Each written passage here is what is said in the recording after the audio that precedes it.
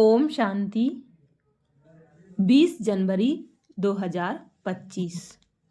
प्रातः मुरली बाप दादा मधुबन। बाबा बोले, मीठे बच्चे, ज्ञान की धारणा के साथ साथ सतयुगी राजाई के लिए याद और पवित्रता का बल भी जमा करो। प्रश्न है, अभी तुम बच्चों के पुरुषार्थ का क्या लक्ष्य होना चाहिए?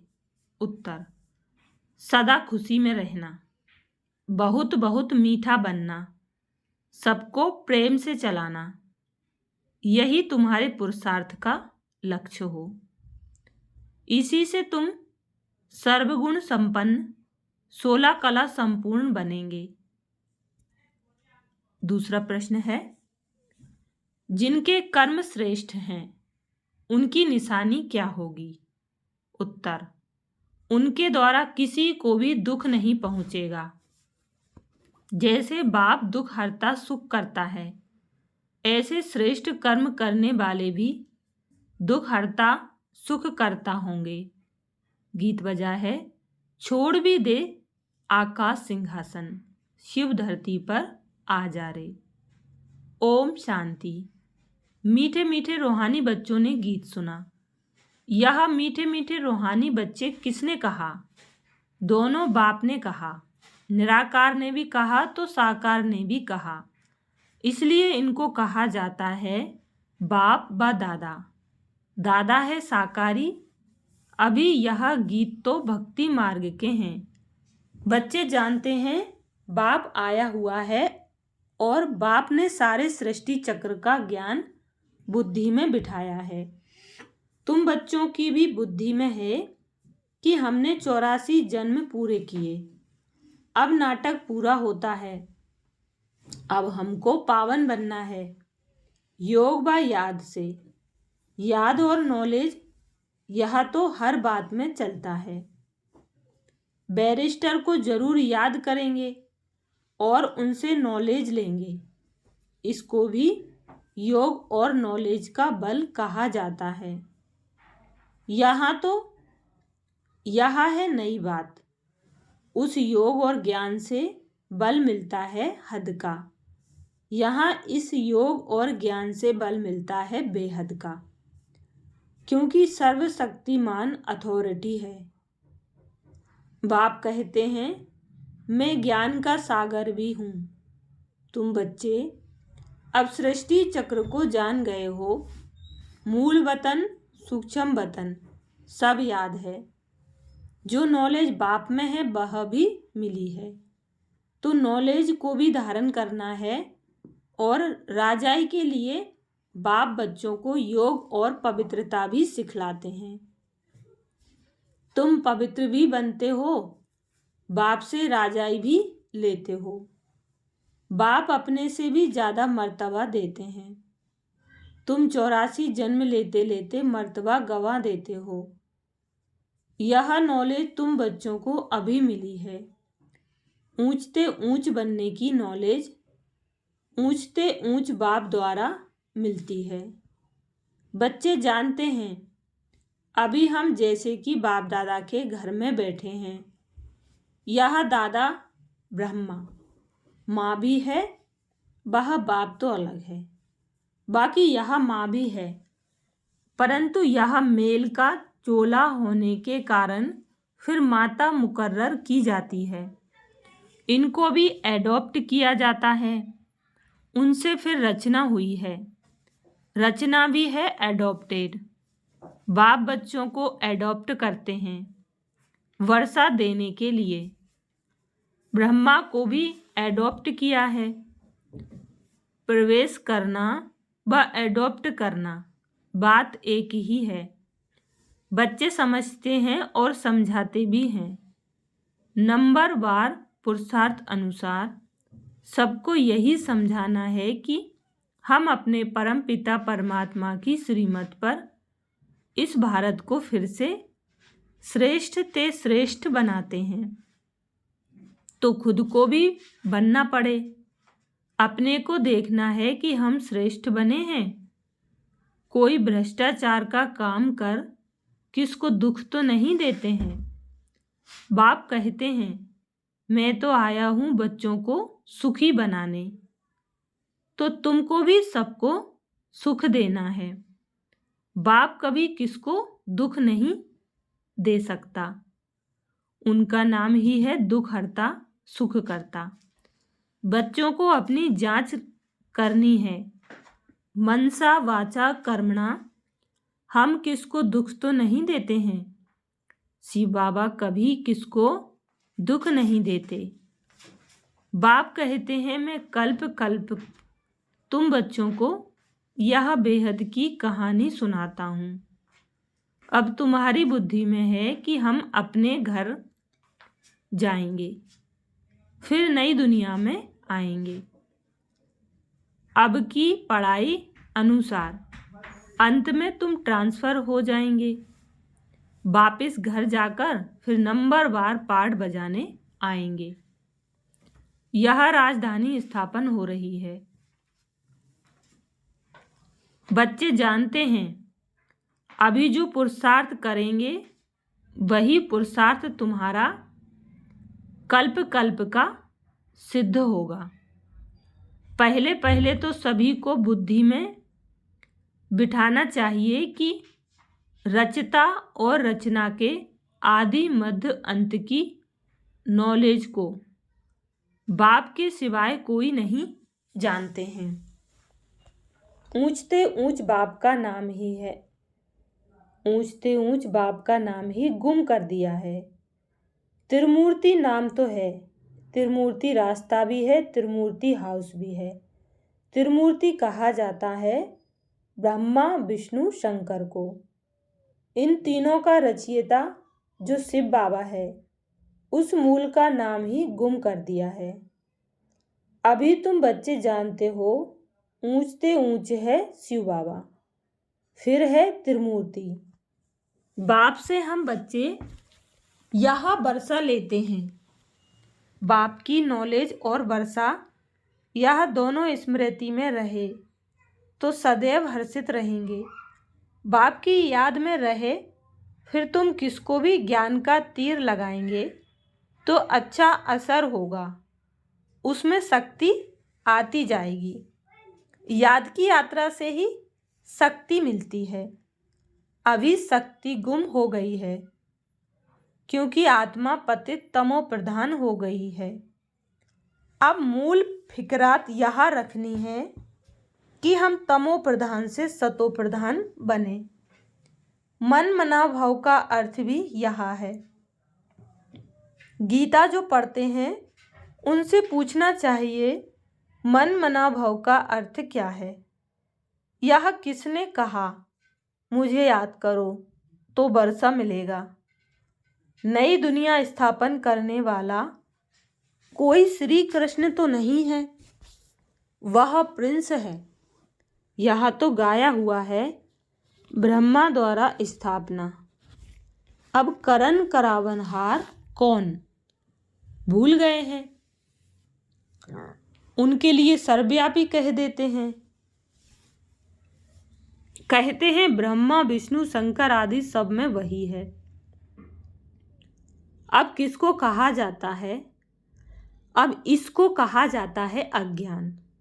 बाप कहते हैं तुम 5 विकारों रूपी रावण ने तुमको 5 विकार रूपी रावण ने कितना बेसमझ बनाया है। तुम जानते हो बरोबर हम भी पहले ऐसे थे। हाँ, पहले उत्तम से उत्तम भी हम ही थे, फिर नीचे गिरते महान पतित बने। शास्त्रों में दिखाया है राम भगवान ने बंदर सेना ली। यह भी ठीक है। तुम जानते हो हम बरोबर बंदर मिसल थे। अभी महसूसता आती है। यह है ही भ्रष्टाचारी दुनिया। एक दो को गाली देते कांटा लगाते रहते हैं। यह है कांटों का जंगल, वहाँ है फूलों का बगीचा। जंगल बहुत बड़ा होता है, गार्डन बहुत छोटा होता है। गार्डन बड़ा नहीं होता है, बच्चे समझते हैं बरोबर इस समय यह बड़ा भारी कांटों का जंगल है। सतयुग में फूलों का बगीचा कितना छोटा होगा। यह बातें तुम बच्चों में भी नंबरवार पुरुषार्थ अनुसार समझते हैं। जिनमें ज्ञान और योग नहीं है, सर्विस में तत्पर नहीं है, तो फिर अंदर में इतनी खुशी भी नहीं रहती। दान करने से मनुष्य को खुशी होती है। समझते हैं इसने आगे जन्म में दान पुण्य किया है, तब अच्छा जन्म मिला है। कोई भक्त होते हैं, समझेंगे हम भक्त अच्छे भक्त के घर में जाकर जन्म लेंगे। अच्छे कर्मों का फल भी अच्छा मिलता है। बाप बैठ कर्म अकर्म विकर्म की गति बच्चों को समझाते हैं। दुनिया इन बातों को नहीं जानती। तुम जानते हो, अभी रावण राज्य होने के कारण मनुष्यों के कर्म सब विकर्म बन जाते हैं। पतित तो बनना ही है। 5 विकारों की सब में प्रवेशता है। बलिदान पुण्य आदि करते हैं, अल्पकाल के लिए उसका फल मिल जाता है, फिर भी पाप तो करते ही हैं। रावण राज्य में जो भी लेन देन होती है वह है ही पाप की। देवताओं के आगे कितना स्वच्छता से भोग लगाते हैं, स्वच्छ बनकर आते हैं, परंतु जानते कुछ भी नहीं। बेहद के बाप की भी कितनी गिलानी कर दी है। वह समझते हैं कि यह हम महिमा करते हैं कि ईश्वर सर्वव्यापी है, सर्वशक्तिमान है, परंतु बाप कहते हैं यह इन्हों की उल्टी मत है। तुम पहले पहले बाप की महिमा सुनाते हो कि ऊंच ते ऊंच भगवान एक है। हम उनको ही याद करते हैं। राजयोग की एम ऑब्जेक्ट भी सामने खड़ी है। यह राजयोग बाप ही सिखलाते हैं। श्री कृष्ण को बाप नहीं कहेंगे, वह तो बच्चा है। शिव को बाबा कहेंगे, उनको अपनी देह नहीं। यह मैं लोन पर लेता हूँ, इसलिए इनको बाप दादा कहते हैं। वह है ऊंच ते ऊंच निराकार बाप। रचना को रचना से वर्षा मिल न सके। लौकिक संबंध में बच्चे को बाप से वर्षा मिलता है, बच्ची को तो मिल ना सके।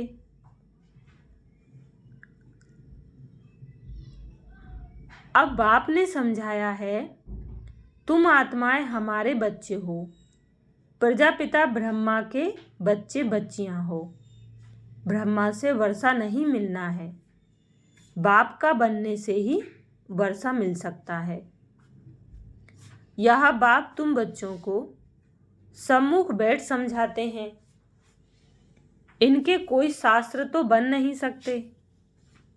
भल तुम लिखते हो, लिटरेचर छपाते हो, फिर भी टीचर के सिवाय तो कोई समझा ना सके। बिना टीचर किताब से कोई समझ ना सके। अब तुम हो रूहानी टीचर्स। बाप है बीज रूप, उनके पास सारे झाड़ के आदि मध्य अंत की नॉलेज है। टीचर के रूप में बैठ तुमको समझाते हैं। तुम बच्चों को तो सदैव खुशी रहनी चाहिए कि हमको सुप्रीम बाप ने अपना बच्चा बनाया है। वही हमको टीचर बनकर पढ़ाते हैं। सच्चा सतगुरु भी है, साथ में ले जाते हैं। सर्व का सदगति दाता एक है। ऊंचते ऊंच बाप ही है जो भारत को हर 5000 वर्ष बाद वर्षा देते हैं। उनकी शिव जयंती मनाते हैं। वास्तव में शिव के साथ त्रिमूर्ति भी होना चाहिए। तुम त्रिमूर्ति शिव जयंती मनाते हो। सिर्फ शिव जयंती मनाने से कोई बात सिद्ध नहीं होगी। बाप आते हैं और ब्रह्मा का जन्म होता है, बच्चे बने, ब्राह्मण बने और एम ऑब्जेक्ट सामने खड़ी है। बाप खुद आकर स्थापना करते हैं। एम ऑब्जेक्ट भी बिल्कुल क्लियर है। सिर्फ श्री कृष्ण का नाम डालने से सारी गीता का महत्व चला गया है। यह भी ड्रामा में नूंद है। यह भूल फिर भी होने वाली ही है। खेल ही सारा ज्ञान और भक्ति का है। बाप कहते हैं, लाडले बच्चे, सुख धाम शांति धाम को याद करो। अलफ और बे कितना सहज है। तुम किसी से भी पूछो मनमना भाव का अर्थ क्या है, देखो क्या कहते हैं। बोलो भगवान किसको कहा जाए। ऊंचते ऊंच भगवान है ना, उनको सर्वव्यापी थोड़े ही कहेंगे, वह तो सबका बाप है। अभी त्रिमूर्ति शिव जयंती आती है। तुमको त्रिमूर्ति शिव का चित्र निकालना चाहिए। ऊंचते ऊंच है शिव, फिर सूक्ष्म वतनवासी ब्रह्मा विष्णु शंकर ऊंचते ऊंच है शिव बाबा। वह भारत को स्वर्ग बनाते हैं। उनकी जयंती तुम क्यों नहीं मनाते हो। जरूर भारत को वर्षा दिया था, उनका राज्य था। इसमें तो तुमको आर्य समाजी भी मदद देंगे, क्योंकि वह भी शिव को मानते हैं। तुम अपना झंडा चढ़ाओ। एक तरफ त्रिमूर्ति गोला, दूसरे तरफ झाड़। तुम्हारा झंडा वास्तव में यह होना चाहिए। बन तो सकता है ना। झंडा चढ़ा दो तो जो सब देखें। सारी समझानी इसमें है। कल्प वृक्ष और ड्रामा, इनमें तो बिल्कुल क्लियर है। सबको मालूम पड़ जाएगा कि हमारा धर्म फिर कब होगा। आप ही अपना अपना हिसाब निकालेंगे। सबको इस चक्र और झाड़ पर समझाना है। क्राइस्ट कब आया, इतना समय वह आत्माएं कहाँ रहती हैं। जरूर कहेंगे निराकारी दुनिया में है। हम आत्माएं रूप बदलकर यहाँ आकर साकार बनते हैं। बाप को भी कहते हैं ना, आप भी रूप बदलकर साकार में आओ। आएंगे तो यहाँ ना, सूक्ष्म वतन में तो नहीं आएंगे। जैसे हम रूप बदलकर पाठ बजाते हैं, आप भी आओ, फिर से आकर राजयोग सिखलाओ। राजयोग है ही भारत को स्वर्ग बनाने का। यह तो बड़ी सहज बातें हैं। बच्चों को शौक चाहिए, धारणा कर औरों को करानी चाहिए। उसके लिए लिखा पढ़ी करनी चाहिए। बाप भारत को आकर हेवन बनाते हैं। कहते भी हैं बरोबर क्राइस्ट से 3000 वर्ष पहले भारत पैराडाइज था। इसलिए त्रिमूर्ति शिव का चित्र सबको भेज देना चाहिए। त्रिमूर्ति शिव की स्टैंप बनानी चाहिए। इन स्टैंप बनाने वालों की भी डिपार्टमेंट होगी। दिल्ली में तो बहुत पढ़े लिखे हैं, यह काम कर सकते हैं। तुम्हारी कैपिटल भी दिल्ली होनी है। पहले दिल्ली को परिस्तान कहते थे, अब तो कब्रिस्तान है। तो यह सब बातें बच्चों की बुद्धि में आनी चाहिए। अभी तुम्हें सदा खुशी में रहना है, बहुत बहुत मीठा बनना है, सबको प्रेम से चलाना है। सर्वगुण संपन्न 16 कला संपूर्ण बनने का पुरुषार्थ करना है। तुम्हारे पुरुषार्थ का यही लक्ष्य है, परंतु अभी तक कोई बना नहीं है। अभी तुम्हारी चढ़ती कला होती जाती है। धीरे धीरे चढ़ते हो ना। तो बाबा हर प्रकार से शिव जयंती पर सेवा करने का इशारा देते रहते हैं, जिससे मनुष्य समझेंगे कि बरोबर इन्हों की नॉलेज तो बड़ी है। मनुष्यों को समझाने में कितनी मेहनत लगती है। मेहनत बिगर राजधानी थोड़े ही स्थापन होगी।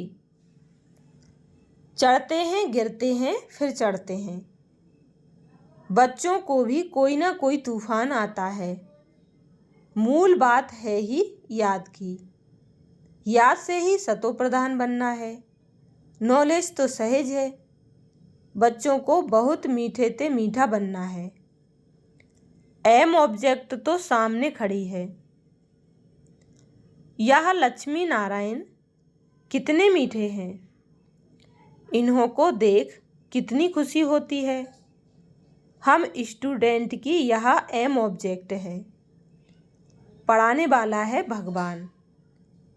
अच्छा, मीठे मीठे सिखिल दे बच्चों, मीठे मीठे सिखेल दे रूहानी बच्चों प्रति माता पिता बाप दादा का याद प्यार और गुड मॉर्निंग। रूहानी बाप की रूहानी बच्चों को नमस्ते। हम रूहानी बच्चों की रूहानी माता पिता बाप दादा को याद प्यार गुड मॉर्निंग और नमस्ते। धारणा के लिए मुख्य सार। पहली पॉइंट, बाप द्वारा मिली हुई नॉलेज और वर्षे को स्मृति में रख सदैव हर्षित रहना है। ज्ञान और योग है तो सर्विस में तत्पर रहना है। दूसरी पॉइंट है, सुख धाम और शांति धाम को याद करना है। इन देवताओं जैसा मीठा बनना है। अपार खुशी में रहना है। रूहानी टीचर बन ज्ञान का दान करना है। वरदान दिया बाबा ने, देह संबंध और वैभवों के बंधन से स्वतंत्र बाप समान कर्मातीत भाव। देह संबंध और वैभवों के बंधनों से स्वतंत्र बाप समान कर्मातीत भाव। डिटेल है, जो निमित्त मात्र डायरेक्शन प्रमाण प्रवृत्ति को संभालते हुए आत्मिक स्वरूप में रहते हैं, मोह के कारण नहीं। उन्हें यदि अभी अभी ऑर्डर हो कि चले आओ तो चले आएंगे। बिगुल बजे और सोचने में ही समय ना चला जाए, तब कहेंगे नष्टो मोहा। इसलिए सदैव अपने को चेक करना है कि देह का संबंध का वैभवों का बंधन अपनी ओर खींचता तो नहीं है। जहाँ बंधन होगा वहाँ आकर्षण होगी, लेकिन जो स्वतंत्र हैं वे बाप समान कर्मातीत स्थिति के समीप हैं। स्लोगन है, स्नेह और सहयोग के साथ शक्ति रूप बनो तो राजधानी में नंबर आगे मिल जाएंगे। अच्छा, अपनी शक्तिशाली मनसा द्वारा सकाश देने की सेवा करो। अपनी शक्तिशाली मनसा द्वारा सकाश देने की सेवा करो। जितना अभी तन मन धन और समय लगाते हो, उससे मनसा शक्तियों द्वारा सेवा करने से बहुत थोड़े समय में सफलता ज़्यादा मिलेगी। अभी जो अपने प्रति कभी कभी मेहनत करनी पड़ती है, अपनी नेचर को परिवर्तन करने की, व संगठन में चलने की, व सेवा में सफलता कभी कम देख दिल शकस्त होने की, यह सब समाप्त हो जाएगी। अच्छा, शुक्रिया बाबा, शुक्रिया आप सभी का। ओम शांति।